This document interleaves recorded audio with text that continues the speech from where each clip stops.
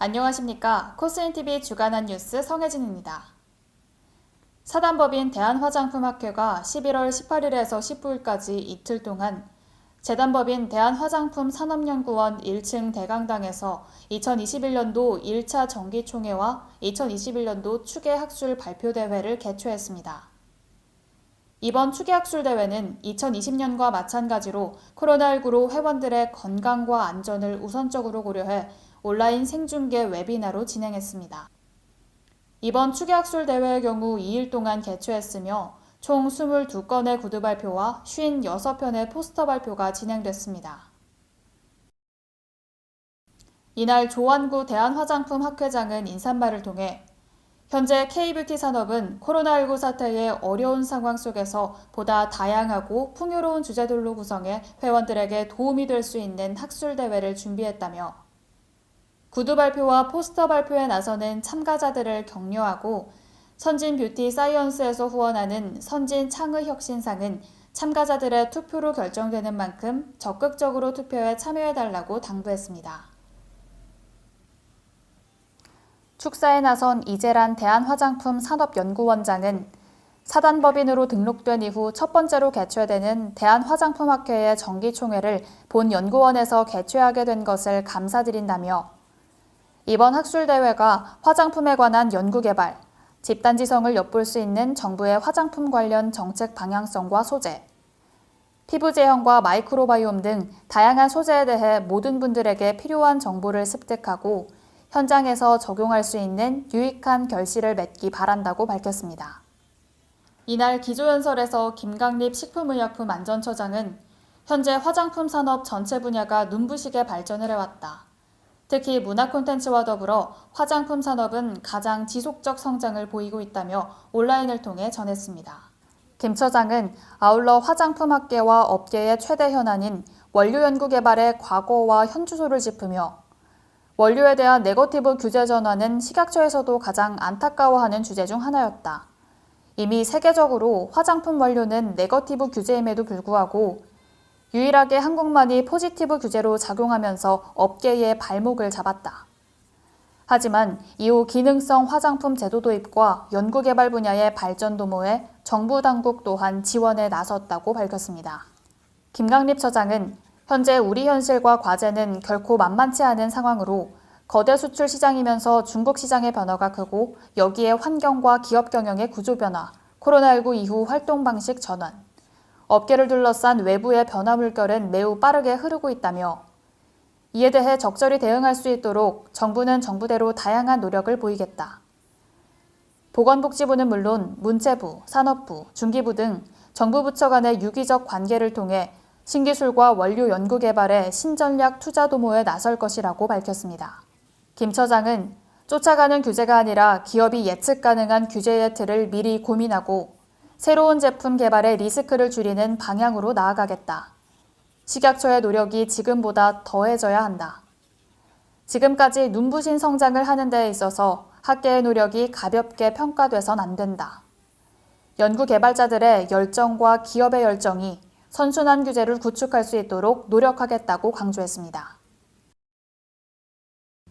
이날 초청 강연으로 정부의 정책 발표에 나선 보건복지부 보건산업진흥과 변수원 사무관은 국내 화장품 산업은 제약 의료기기 3대 보건산업이자 해외 수출의 새로운 역군으로서 자리하며 연평균 5% 이상의 성장을 보이고 있다고 전제하고 내년 화장품 산업 정책 지원 방향을 제시했습니다. 변수원 사무관은 생산 실적, GDP, 수출 등 지난 10년 동안 화장품 산업의 성장은 눈부시지만 한편으로는 기회와 위기의 공존이 함께하는 산업으로 보고 있다며 세계 3위의 OEM, ODM 기업들이 존재하고 디지털 뷰티 테크를 기반한 ICT 신기술, 한류 등 K뷰티의 브랜드 파워 등이 큰 장점으로 작용하지만 기초 원천 기술의 부족, 민간의 R&D 투자 부족 등이 오히려 약점으로 작용할 수 있다며 관련 사항을 보완할 수 있는 정책 지원을 추진할 계획이라고 밝혔습니다. 이에 화장품 산업에 대한 전주기 지원 방향으로 정책 시행에 나서겠다고 밝혔습니다. 이와 관련해 크게 총 4가지 이슈로 인프라 구축, 글로벌 화장품 신소재 연구 개발 지원, 제품 개발 지원, 인력 양성 등을 제시했습니다. 내년도부터 본격화될 산업 육성도 4가지 카테고리에서 좀 더 발전되는 모습을 보여주는 것으로 추진해 나갈 방침입니다.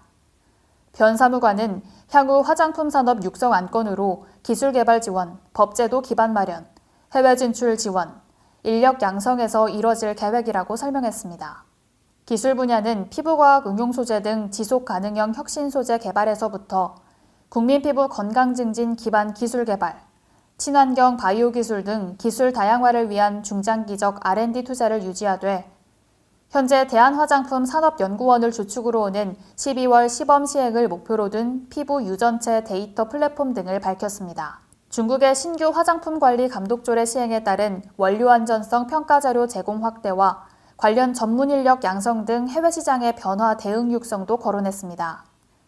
또한 법제도 기반 마련에도 적극 추진해 기술 소개 개발과 해외 시장 대응 강화 등을 포함한 화장품 산업 육성법을 제정해 관련 예산 지원을 추진하고 있다고 밝혔습니다. 인력 양성 부문에서는 전문 인력 양성 교육을 다변화하고 지속할 예정임을 밝혔습니다. 변 사무관은 전문 인력 양성을 위한 충북 오송의 K뷰티 종합스쿨과 아카데미 건립을 오는 2023년까지 마무리할 계획이라며 2024년에는 학문적 기관으로 오픈한 후 재학생과 외국인, 현역 재직자 등을 위한 뷰티 연수과정을 진행할 예정이라고 설명했습니다. 이날 화장품 과학기술상 중 우수 구두 발표상은 아모레퍼시픽 기술연구원 권구상 책임연구원, LG 생활건강 기반유전자랩 서정현 선임연구원, 경희대학교 생명공학원 박성원 석사과정이 수상했습니다. 또한 학술대회 참가자 투표로 선정한 우수 포스터 발표상은 성균관대학교 화학공학과 이지연 박사과정과 고유리 석사과정, 숭실대학교 화학공학과 최진욱 석사과정, 대구한의대학교 화장품공학부 추진옥 학부학생, 바이오스펙트럼 생명과학연구소 바이오1팀 김하연 선임연구원, 코스맥스 R&I 센터 에피캐시랩 박인정 연구원, LG 생활건강 효능인체시험연구랩 명준호 책임연구원이 수상했습니다.